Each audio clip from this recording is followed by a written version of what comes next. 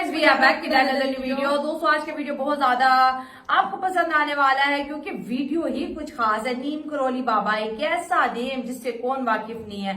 Apple की कहते हैं ना बेस बनने वाली जो चमत्कारी पावर्स है वो जिसे बोलते हैं ना स्टीव जॉब्स को कहां से मिली थी? नीम करौली बाबा से ही मिली थी। ये जो एप्पल्स का आइडिया था।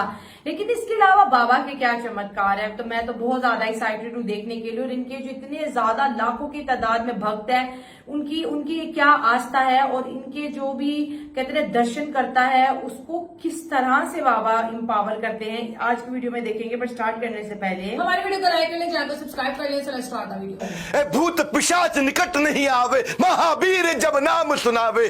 नमस्कार, विवेक बिंद्रा बोल रहा हूँ, फाउंडर एंड सीईओ बड़ाबिजनेस.com। आप सभी को आज हनुमान जयंती की ओहो हाथ जोड़ के शुभकामनाएं। आज के इस पावन अवसर पर जिसको मैं बहुत मानता हूं, जिनकी बात आपसे करने आया हूं, उनके भक्त ने संकट मोचन हनुमान का शाक्तावशेष अवतार मानते हैं। इनके अंदर शक्ति का आवेश था। आज जिनकी बात कर रहा हूं, बिलियनियर हो या प्रधानमंत्री हो, एक्टर हो या नंबर 1 क्रिकेटर हो, हर कोई इनके कैंची धाम पर बड़े विश्वास के साथ सर झुका करके जाता है।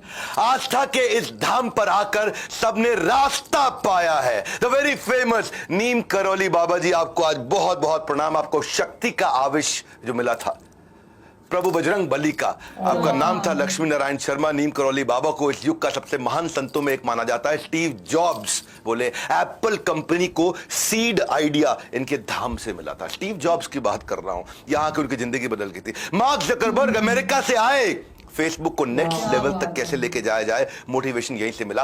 हॉलीवुड एक्ट्रेस जूलिया रॉबर्ट्स तो कहती है मैंने इनका आज तक चेहरा देखा नहीं, लेकिन फोटो में देख करके मेरा दिल पिघल गया और मैं भारत आई और हिंदुइज्म प्रैक्टिस करने लगी। क्रिकेटर विराट कोहली लगातार फेलियर पे फेलियर का सामना करने के बाद जब पहली दफा सेंचुरी पे सेंचुरी उन्होंने मारनी शुरू करी, बोले यहीं आकर के दर्शन और सेवा करने के बाद उनकी इंस्टाग्राम पोस्ट आपने देखी होगी, दुनिया देखती है। इनका जन्म नहीं बोलूंगा, आविर्भाव का अर्थ क्या? वो ये प्रकट होते हैं या अप्रकट होते हैं। इनका जन्म सन 1900 में हुआ था और उन्होंने समाधि यानी कि तिरोभाव 1973 में हुआ, समाधि ली। नीम करौली बाबा ने कभी किसी भक्त को अपने पांव नहीं छूने दिए। वो कहते थे कि मेरा नहीं हनुमान जी के पांव छुओ। उनकी कहा जाता था उनकी थोड़ी पूंछ भी थी। तो आज इस हनुमान जयंती पर, इस ऑस्पिशियस डे पर, इस शुभ दिन पर उनके ही शाक्तावशेष अवतार नीम करौली बाबा की कुछ छोटी छोटी क्विकली कहानी सुनाता हूं। इनका नाम नीम करौली बाबा कैसे पड़ा? एक दफा ये एक ट्रेन पकड़कर निकले और वहां पे जो ट्रेन में बैठे, इनके पास पैसे तो थे नहीं। भिक्षु एक अधिकारी जो उनका भक्त था, उन्होंने कहा नहीं बैठ जाइए, कोई समस्या नहीं है। उनकी बात मान के बाबा ट्रेन में बैठ गए। पैसे थे नहीं, टिकट थी नहीं। कुछ स्टेशन चलने के बाद नया टीसी आ गया।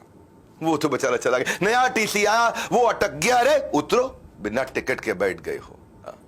उतरो यहां से, बिना टिकट के बैठ गए। बोले मेरे को अधिकारी ने कहा। अरे कोई अधिकारी नहीं, बिना टिकट के बैठ गए हो। बाबा जी के लिए उन्होंने ऐसा बोला। बाबा जी उतर गए, जाके नीचे करौली नाम के स्टेशन पे नीम के पेड़ के नीचे बैठ के समाधि में बैठ गए। पर वो ट्रेन नहीं चली आगे।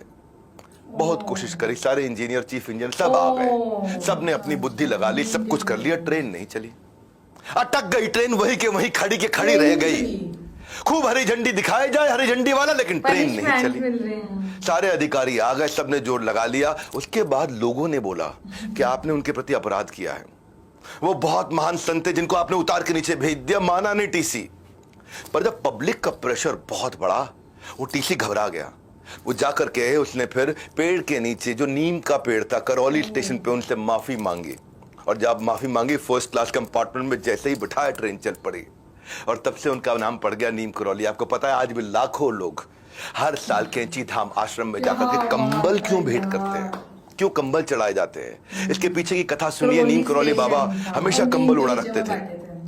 एक दिन अचानक वो सबको छोड़ के निकले, बड़े खास उद्देश्य से निकल के। अपने एक बुजुर्ग, एक ऐसे दंपत्ति थे जो उनको बहुत मानते थे। बोले आज रात को आपके घर पर रुकने आए। सब है, वो हैरान।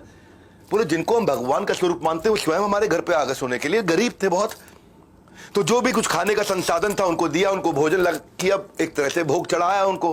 और एक चारपाई थी, उस चारपाई पर उनको सुलाया, बाकी दोनों जमीन पर सो गए। उस दिन रात को जैसे जैसे आधी रात बीतने के बाद नीम करौली बाबा कराहने लगे। बहुत आवाज आने लगी जैसे कि उनको बहुत मार रहा हो, बहुत पीट रहा हो। वो सोए हुए थे। बुजुर्ग दंपत्ति ने उनको उठाना भी ठीक नहीं समझा और खुद वो सो नहीं पाए क्योंकि वो करा रहे थे, इतना उनको दर्द हो रहा था, बहुत बहुत बहुत तेज दर्द हो रहा था, हिल रहे थे, कांप रहे थे, वो दर्द उनको देख रहे थे।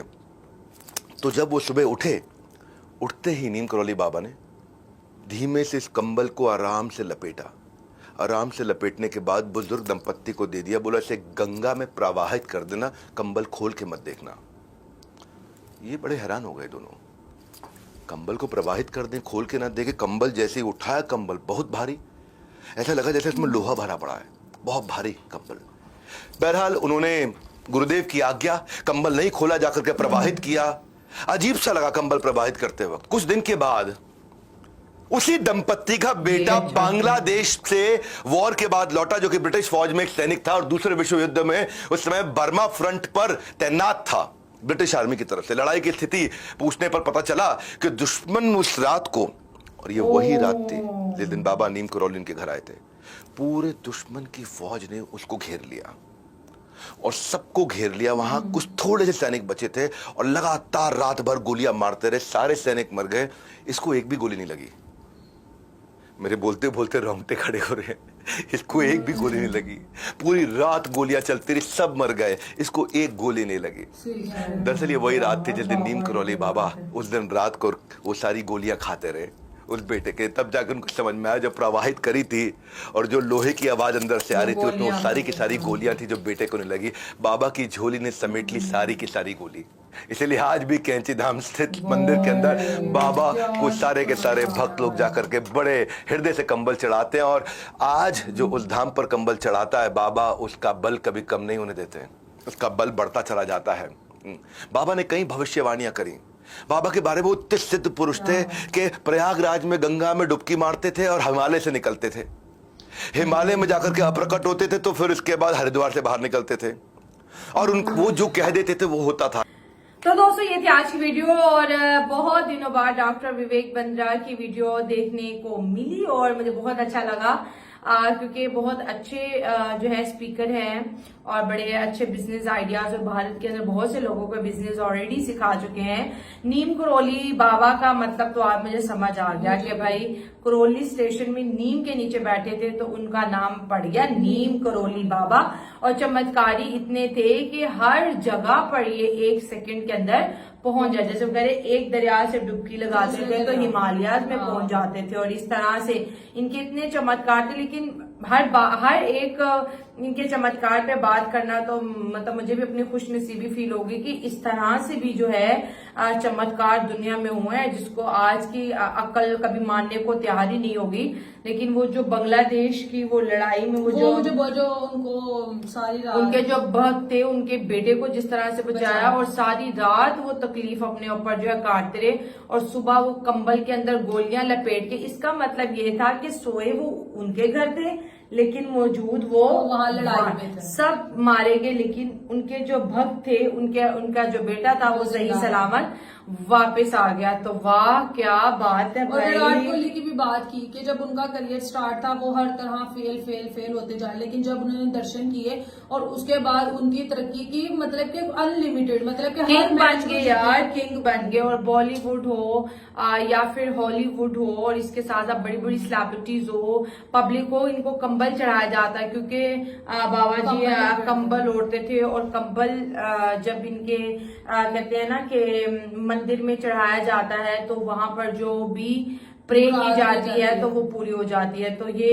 बड़ी ही इंटरेस्टिंग चीज है क्योंकि हमने इनका नाम बहुत जगह सुना है नीम करौली बाबा और इनके जो मानने वाले हैं वो भी लाखों की तादाद में है। और जिस तरह से उन्होंने एप्पल की बात की, इनके जो मतलब के जो एप्पल कंपनी के सर है वो जब यहाँ पे आए तो उन्होंने देखा कि बाबा जी का जो फेवरेट जो फल है वो एप्पल है, तो उन्होंने अपनी कंपनी का नेम ही एप्पल रख दिया। कितना बड़ा और देखो आज वो एप्पल सबसे महंगा और सबसे ज्यादा मतलब के लोगों की डिमांड है एप्पल को खरीदना।